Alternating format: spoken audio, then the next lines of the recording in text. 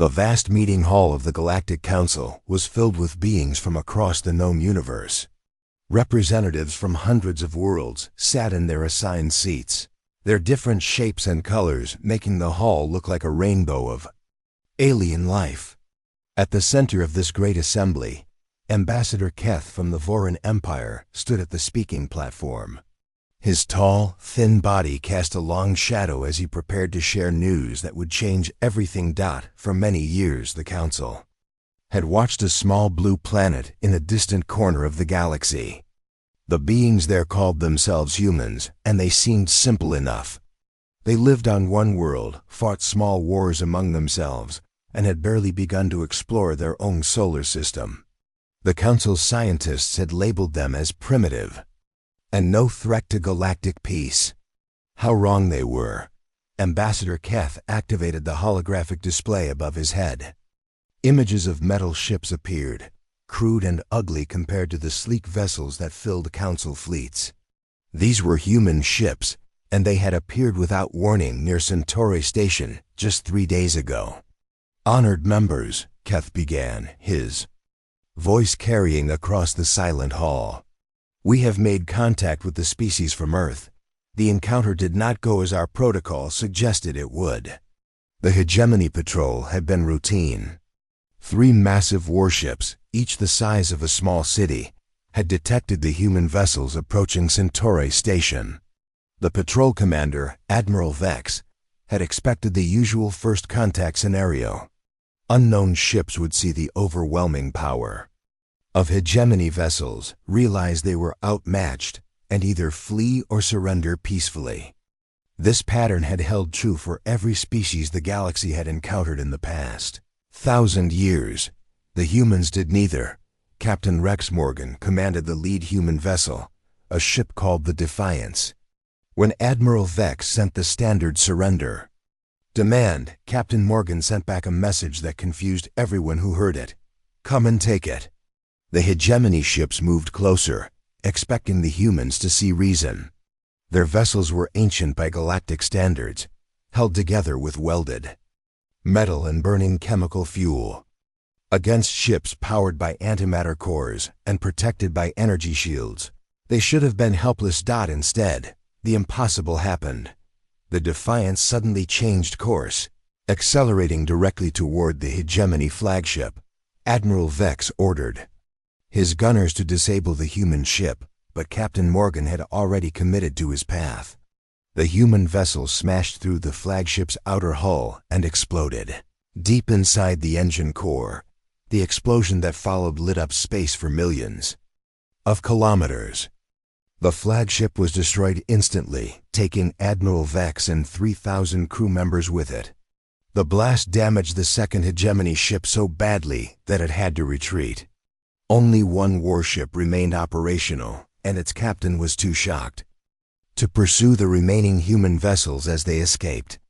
The human captain chose certain death rather than surrender, Ambassador Keth explained to the stunned Council.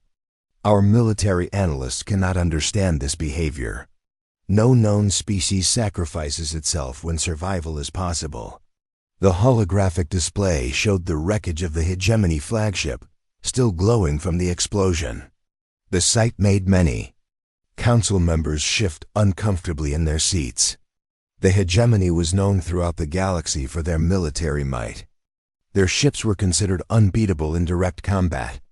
Yet a primitive human vessel had destroyed one of their greatest warships through pure determination and a profound willingness to die. The Council's military experts had studied the battle recordings dozens of times. What they found made no sense according to established galactic warfare doctrine. The humans had faced certain defeat. Any rational species would have attempted to negotiate, surrender, or at least try to escape. The humans had chosen to attack. "There is more," Ambassador Keth continued. "Our intelligence networks report that human fleets are now appearing throughout the Outer Rim territories. They are attacking our outposts, our supply lines, and our patrol ships. Every encounter follows the same pattern. When faced with superior forces, they attack anyway. Captain Morgan's sacrifice had become something the humans called a legend. Other human ships now broadcast his final words before engaging in hopeless battles. "Come and take it." These 3 words had spread fear throughout the hegemony fleet faster than any weapon could have. The reports coming in from the Outer Rim painted a picture that terrified galactic military commanders. Human ships would appear from nowhere, attack forces many times their size, and fight until they were completely destroyed. They took no prisoners and asked for no mercy. Even when offered terms of surrender, they would respond with weapons fire. Commander Dale from the human ship Warrior had rammed his vessel into a hegemony supply depot when his weapons were destroyed. The depot had contained enough supplies to feed a planet for a year. After the explosion, there was nothing left but debris and radiation. Captain Ann Foster of the Guardian had continued firing her ship's guns, even after the vessel had been cut in half by enemy weapons. Her crew had manually loaded ammunition, while the ship was venting atmosphere into space. They had destroyed 2 enemy fighters before the Guardian finally exploded.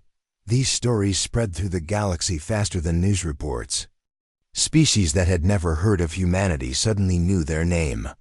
The word human was being whispered in military briefings from the core worlds to the frontier systems. "They do not fight like any species we have encountered," reported General Zoll of the Dominion forces. "When their ships are damaged, they use them as weapons. When their weapons fail, they improvise new ones. When death is certain, they try to take as many enemies with them as possible." The psychological impact was devastating the morale of galactic military forces. Soldiers who had served for decades were requesting transfers away from sectors where humans might appear. Ship commanders were refusing patrol duties in areas where human vessels had been detected. The council chamber remained silent as Ambassador Keth finished his report. The implications were clear to everyone present. Humanity was not just another primitive species that could be ignored or easily controlled. They represented something new and dangerous in the galaxy. "Honored members," Ambassador Keth concluded, "we are facing a species that appears to have evolved for war. They do not fight to win territory or resources. They fight because they refuse to lose.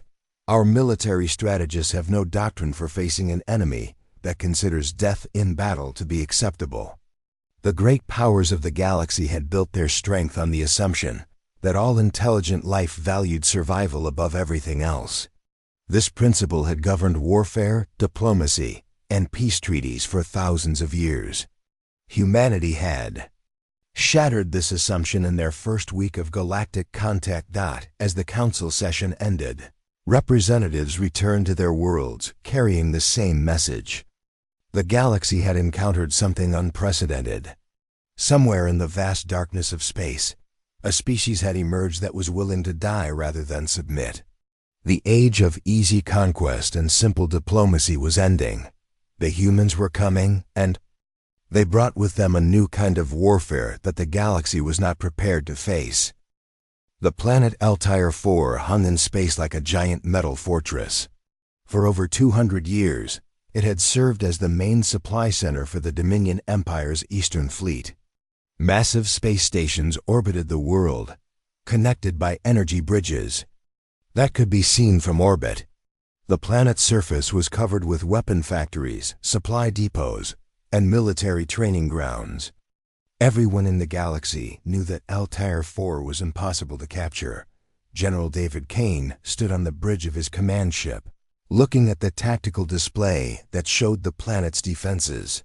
50,000 Dominion warships protected the world. Energy shields covered every important target. Orbital defense platforms could destroy entire fleets before they got close to the surface. Any reasonable military commander would turn around and find an easier target. David Kane was not reasonable. He was human. "Sir, our scouts report the enemy has detected our approach," said Commander Lisa Park, his second in command. "They are sending surrender demands." Kane looked at the numbers on his screen.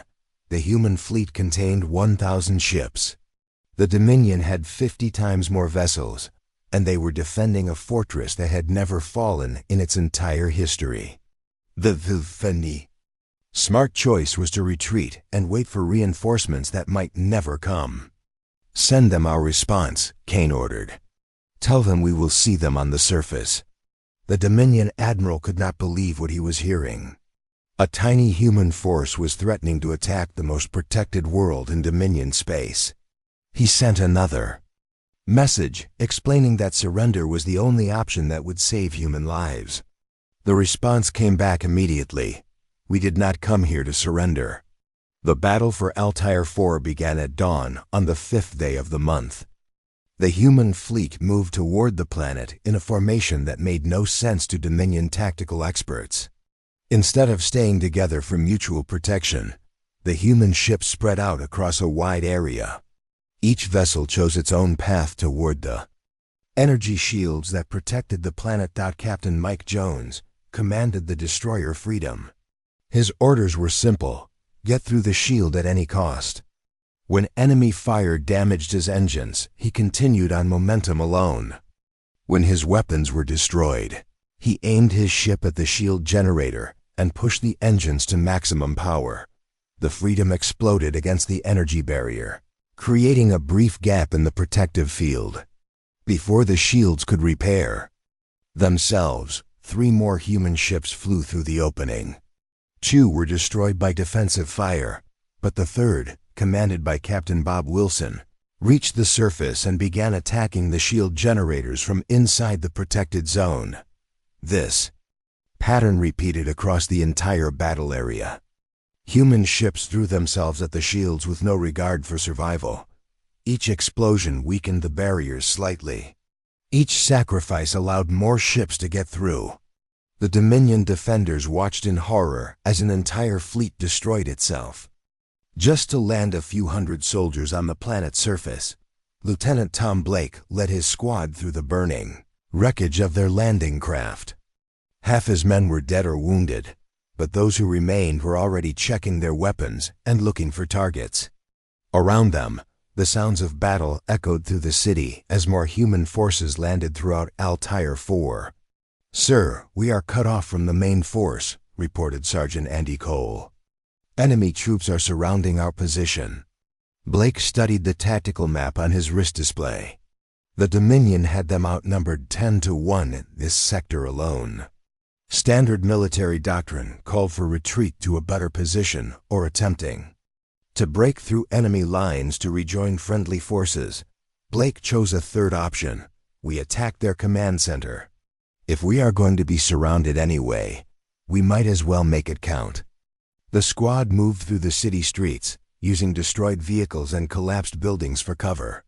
When they ran out of ammunition for their rifles, they picked up Dominion weapons from fallen enemies. When those weapons broke, they used knives, tools, and anything else they could find. Sergeant Cole became famous throughout the galaxy for what happened next. When his rifle jammed during a firefight with Dominion mechs, he climbed onto one of the giant war machines and began tearing apart its external sensors with his bare hands. The mech pilot opened his cockpit to see what was happening, and Cole strangled him with his own communication cables. The human ability to adapt shocked even experienced Dominion soldiers. Within hours of landing, human troops were using captured Dominion equipment more effectively than the original operators. They studied enemy weapons during battle, figuring out how to improve their performance with battlefield repairs and modifications. Private Dave Smith discovered that Dominion energy rifles could be overcharged by removing safety circuits. The modification made the weapons more powerful but also dangerous to use. Smith did not care about the danger.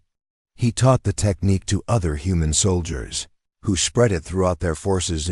By the third day of fighting human infantry, units were carrying weapons that had been completely rebuilt using parts from different Dominion systems. These hybrid weapons were unreliable and sometimes exploded in the user's hands, but they were more effective than anything in the Dominion arsenal. The siege continued for 2 weeks. Every day brought new reports that confused Dominion commanders. Human soldiers would fight until their ammunition was gone, then continue fighting with improvised weapons. When those broke, they would attack with their bare hands. When they were wounded, they would keep fighting until they physically could not continue. Captain Sarah Wells held her position at the main communications center even after enemy fire had destroyed most of her equipment. Using spare parts and broken components, she built a new radio system that allowed human forces across the planet to coordinate their attacks. She transmitted battle plans and tactical updates for 6 days while under constant enemy fire. The psychological effect on Dominion troops was devastating. They were facing an enemy that refused to follow any known rules of warfare. Human soldiers would charge directly into superior forces without hesitation. They treated every mission as if failure was not possible, even when success seemed impossible. On the 14th day, the Dominion commander sent a message to his superiors. The humans have taken the planetary capital. Our losses are severe. Recommend immediate evacuation of all remaining forces. When the last Dominion ship left orbit, General Kane walked through the ruins of Altair IV's main city. 90% of his assault force was dead or wounded, but the planet was under human control. The surviving soldiers were already discussing plans for their next target, as if losing almost everyone they knew was just part of the job. The fall of Altair IV sent shockwaves throughout the galaxy. The fortress world that had never been conquered now flew human flags. Military academies would study the battle for centuries, trying to understand how such a small force had achieved the impossible. Emperor Drax sat on his throne aboard the massive flagship Destroyer of Worlds, watching the holographic displays that showed his assembled fleet. 10,000 warships filled the space around him, each one crewed by the most violent warriors his empire could find. The Void Seekers had terrorized the galaxy for over 1,000 years, and now their entire military might was focused on one target: humanity. The news from Altair IV had reached every corner of the galaxy. A primitive species from an unknown world had destroyed the most protected fortress in Dominion space. Emperor Drax had decided that such dangerous beings could not be allowed to exist. The humans would be completely destroyed, and their home world would serve as an example to any other species that might think about challenging the established order.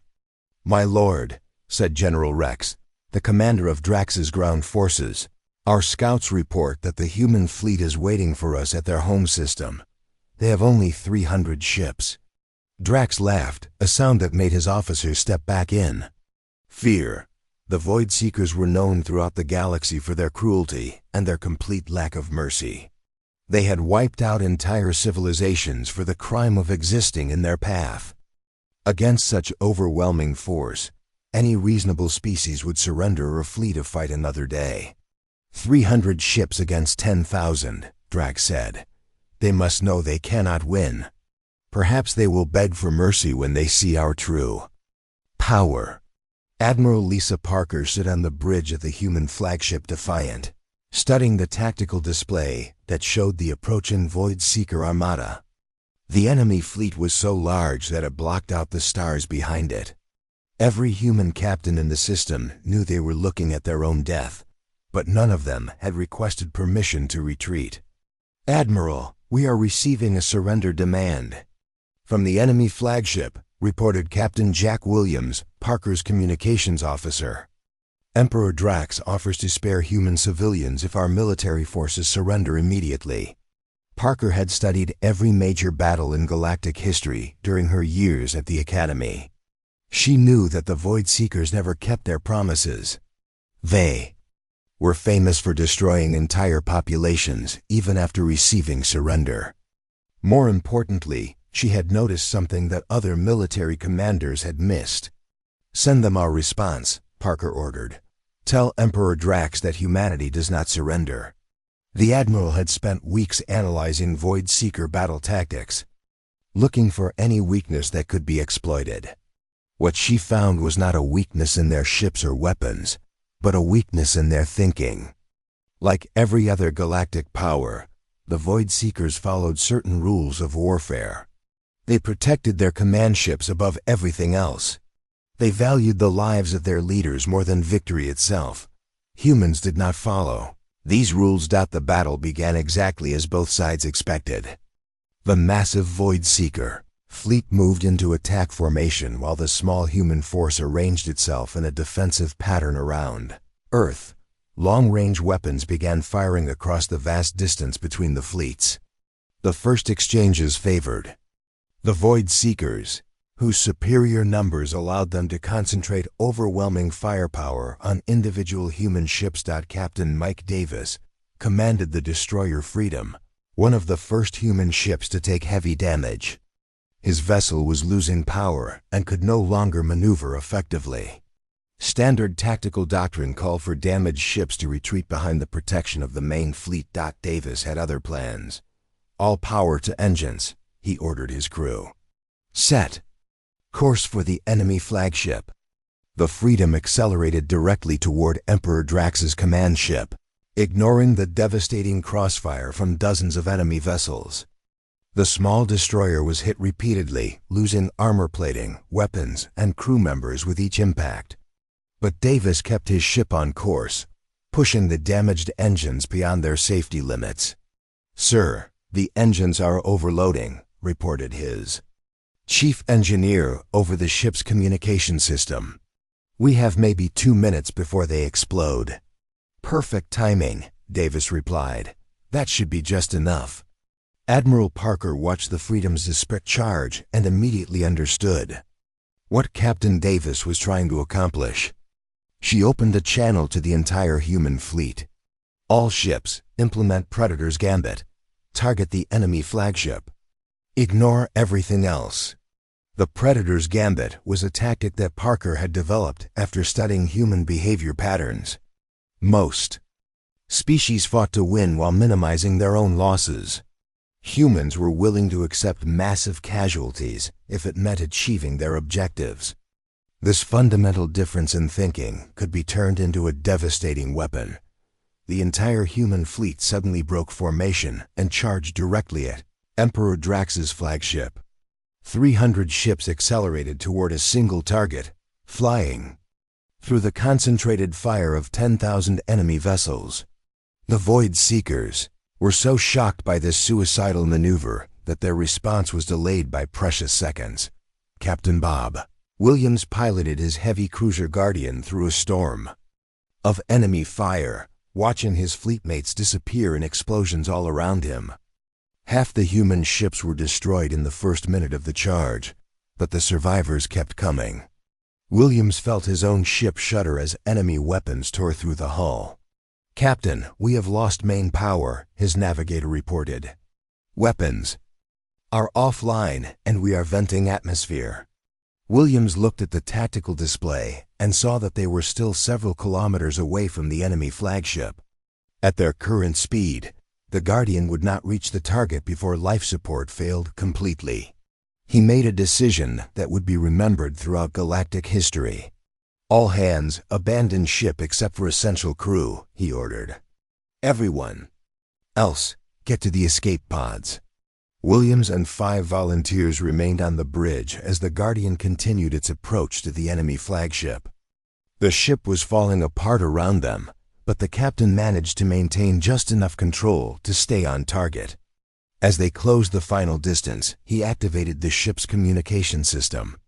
"Emperor Drax," Williams broadcast on all frequencies. "See you in hell." The Guardian struck Destroyer of Worlds just behind the main command section. The explosion consumed both vessels in a ball of fire that could be seen from Earth's surface. Emperor Drax, the terror of the galaxy, was dead along with his entire command staff. The psychological impact of losing their emperor was devastating to the Void Seeker fleet. These warriors had followed Drax for decades, believing him to be invincible. Seeing their leader destroyed by a primitive human ship shattered their confidence completely. More human ships continued to reach the Void Seeker formation, each one targeting the remaining command vessels. The enemy fleet, which had been perfectly organized minutes before, began to fall apart as captains panicked and abandoned their positions. Admiral Parker watched the enemy retreat begin and opened communications to her surviving ships. All vessels pursue and harass. Do not let them regroup. The great Void Seeker Armada, which had come to destroy humanity, fled the Sol system in complete disorder. They left behind their wounded, their supplies, and their reputation for invincibility. The emergency meeting chambers of the Galactic Council had never seen anything like this before. Representatives from every major power in the galaxy sat around the massive circular table, their faces showing emotions that ranged from confusion to outright terror. The holographic displays floating above the table showed battle reports, casualty numbers, and tactical analyses that defied everything the galaxy thought it knew about warfare. Dr. Vale, the most respected scientist in the galaxy, stood at the center of the chamber. Her long career had been spent studying different species and understanding how intelligence evolved across the stars. She had written the standard textbook on galactic civilization development that every diplomat and military officer studied.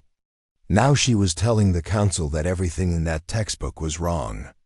"Honored members," Dr. Vale began, her voice carrying clearly through the silent chamber, "I have spent the last 6 months studying humanity.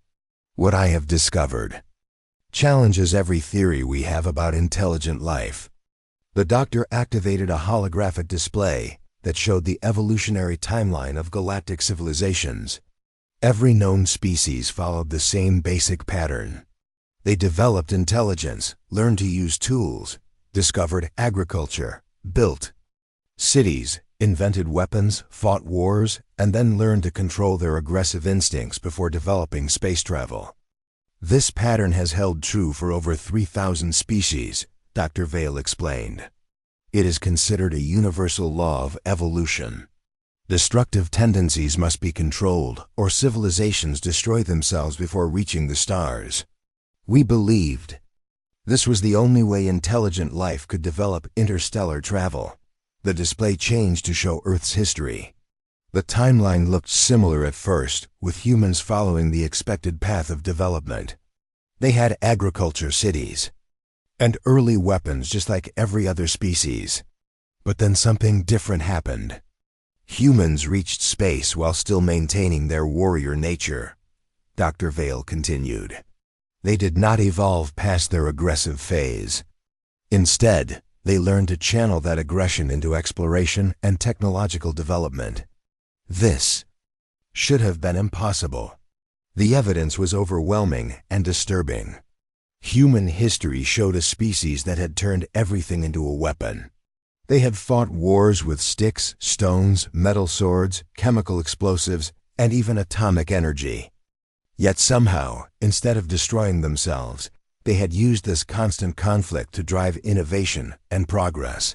Ambassador Keth from the Voran Empire raised his hand to speak.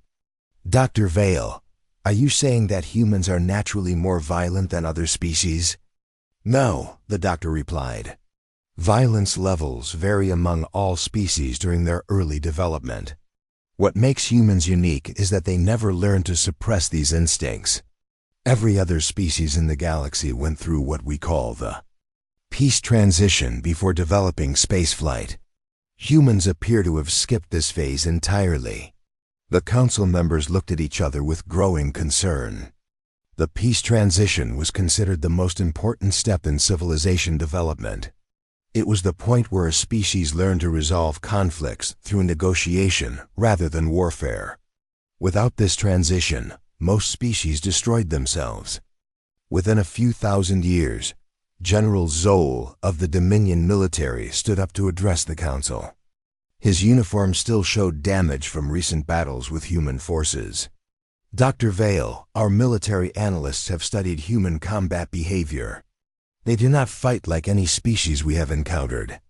They seem to enjoy combat situations that other species would avoid." The general activated another display showing recorded footage from recent battles. The images were disturbing to watch. Human soldiers could be seen laughing and joking, even while under heavy enemy fire. They celebrated successful attacks that had cost them enormous casualties. They treated warfare like some kind of competitive sport. "We have intercepted human communications during battle," General Zoll continued. They use phrases like, "This is fun," and "good fight," even when facing certain death. Our psychological experts cannot understand this behavior. Dr. Vale nodded grimly. Our research shows that human culture is built around competition and conflict. Their entertainment involves simulated warfare. Their sports are controlled combat. Their children play games that involve conquest and destruction. They have turned aggression into a social activity. The council chamber erupted in concerned murmurs as representatives discussed these findings with their advisors. The implications were terrifying. Every galactic power had based their military strategies on the assumption that intelligent species would avoid unnecessary conflict. Humans seemed to actively seek out dangerous situations. Captain Tom Hayes, humanity's new military representative to the council, had been listening quietly to the discussion. Now he stood up to address the assembled delegates. His presence made many council members uncomfortable. He was the first human most of them had seen in person. "Honored council members," Hayes began, "you see us as monsters because we fight when others surrender. But we see you as weak because you surrender when you could still fight. We are not more evil than you. We are simply more committed to survival."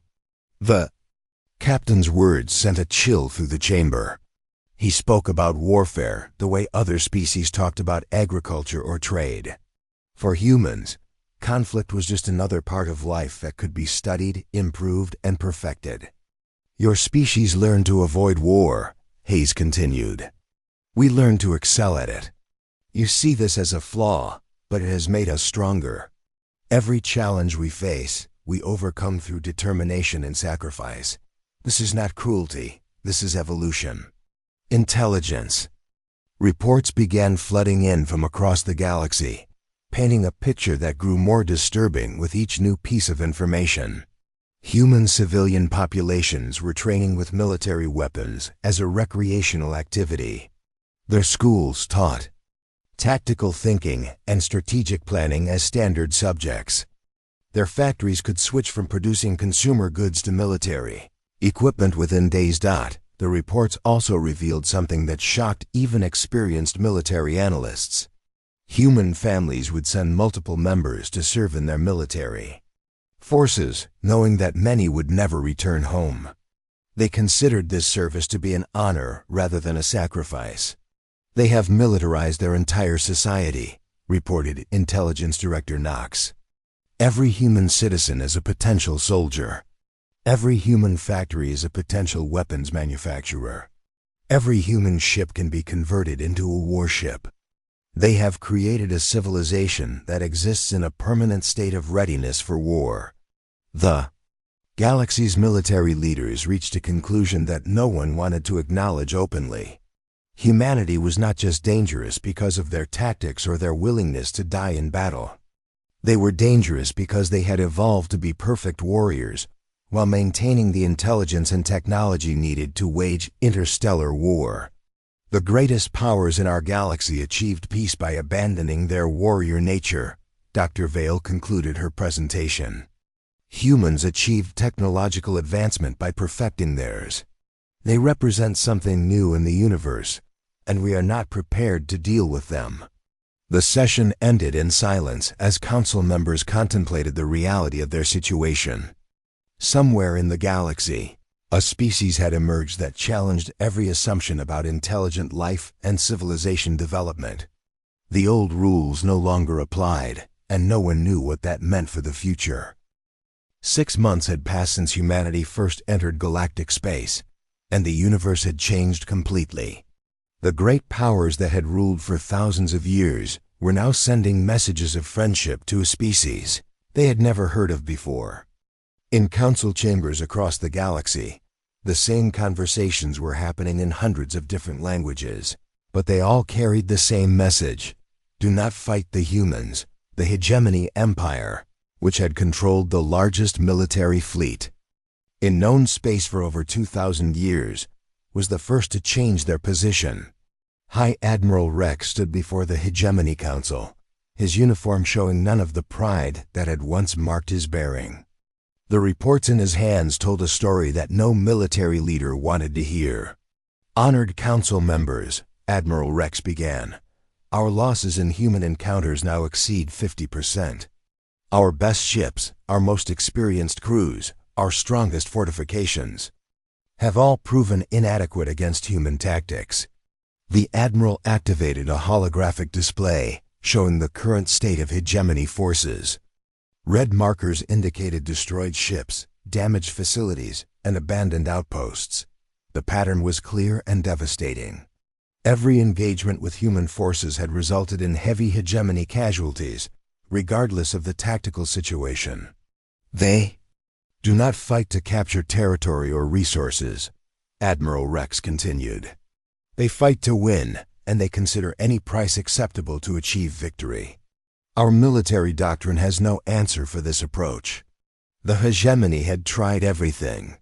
They had offered tribute payments, territorial concessions, and trade agreements. The humans had accepted some offers but continued their military expansion. It became clear that humanity was not interested in negotiating from a position of weakness. They wanted to be recognized as equals, which meant they needed to prove their strength first. 3 days later, the Hegemony High Council made an unprecedented decision. They offered humanity a permanent seat on their ruling council, the first time in their history that such an honor had been given to another species. The human representative, Ambassador Sarah Kim, accepted the position with a simple statement: we look forward to working together. The Dominion Empire watched the hegemony's decision with growing alarm. Emperor Lex called an emergency meeting of his military advisors to discuss their options. The Dominion had always prided itself on never showing weakness to any enemy, but the reports from their conflicts with humanity told a disturbing story. Your Majesty, reported General Vale, human forces have captured 17 of our supply depots in the past month. Each attack followed the same pattern. They accept massive casualties to achieve their objectives, then immediately begin planning their next target. Emperor Lex studied the tactical maps showing human expansion throughout Dominion territory. The humans were not trying to conquer entire systems. Instead, they were targeting key infrastructure points that would cripple Dominion military operations. It was a strategy that showed detailed knowledge of Dominion logistics and a willingness to sacrifice thousands of lives to disrupt enemy supply lines. What do our intelligence services recommend? The Emperor asked. General Vale looked uncomfortable as he delivered his report. Sir, our analysts believe that continued military engagement with humanity will result in the complete destruction of our forces within 2 years. They recommend immediate peace negotiations. The Dominion had never negotiated peace from a position of weakness, but they had also never faced an enemy like humanity. 2 weeks later, Emperor Lex sent a formal peace proposal to Earth. The document offered trade agreements, non-aggression pacts, and technology-sharing arrangements. The human response was brief and direct: accepted. Even the mysterious Shadow Consortium, who had operated in secret for centuries, found themselves forced to acknowledge humanity's existence. The Consortium had built their power on the ability to manipulate galactic conflicts from behind the scenes, but human behavior could not be predicted or controlled using traditional methods. Director Knox, one of the few beings who knew the Consortium's true leadership, sat in his hidden office reading intelligence reports about human society. What he found challenged everything the Consortium thought they knew about galactic politics. They cannot be bribed, Knox reported to his superiors through encrypted channels. Their leaders refuse personal wealth in favor of benefits for their entire population. They cannot be threatened because they view death in service to their species as an honor rather than a punishment. The Shadow Consortium had tried to infiltrate human society using their standard techniques.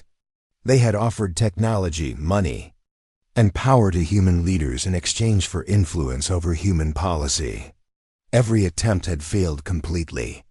Human officials either refused the offers outright or accepted them, and then continued to act in humanity's best interests regardless. They have created a political system that is immune to our usual methods, Knox continued. Their leaders are accountable to their population in ways that make corruption nearly impossible. We recommend direct negotiation rather than attempted manipulation. For the first time in their history, the Shadow Consortium sent an open diplomatic mission to Cuba, another species. The human government received their representatives with professional courtesy and negotiated agreements that benefited both sides without compromising human independence. President Maria Rodriguez stood before the United Earth Assembly in the newly constructed orbital station above Luna. The Great Hall was filled with representatives from every nation on Earth, gathered to hear about humanity's place in the galactic community. 6 months ago, we were alone in the universe, President Rodriguez began. Today, we are recognized as a major power by every government in the galaxy.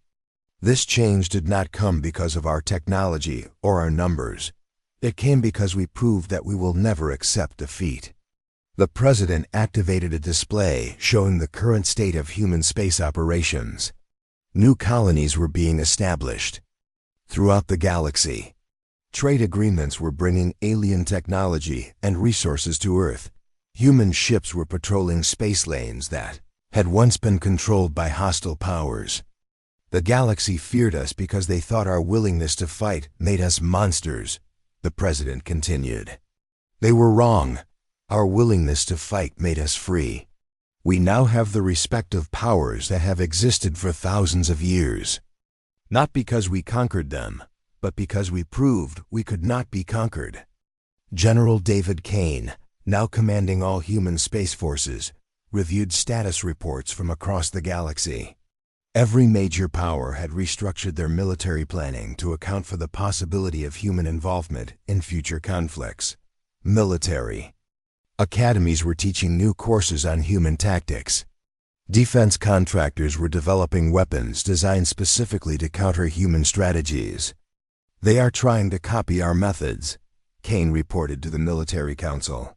But they cannot copy the mindset that makes those methods work. They still think that survival is more important than victory. As long as they believe that, we will maintain our advantage. The galaxy had learned an uncomfortable truth about the nature of power in the universe. Superior technology and overwhelming numbers were not enough to guarantee victory. What mattered most was the willingness to pay any price necessary to achieve your goals. Humanity had proven that they possessed this willingness in greater measure than any species the galaxy had ever encountered. The age of human influence had begun, not through conquest or domination, but through this simple demonstration that some things were more important than life itself.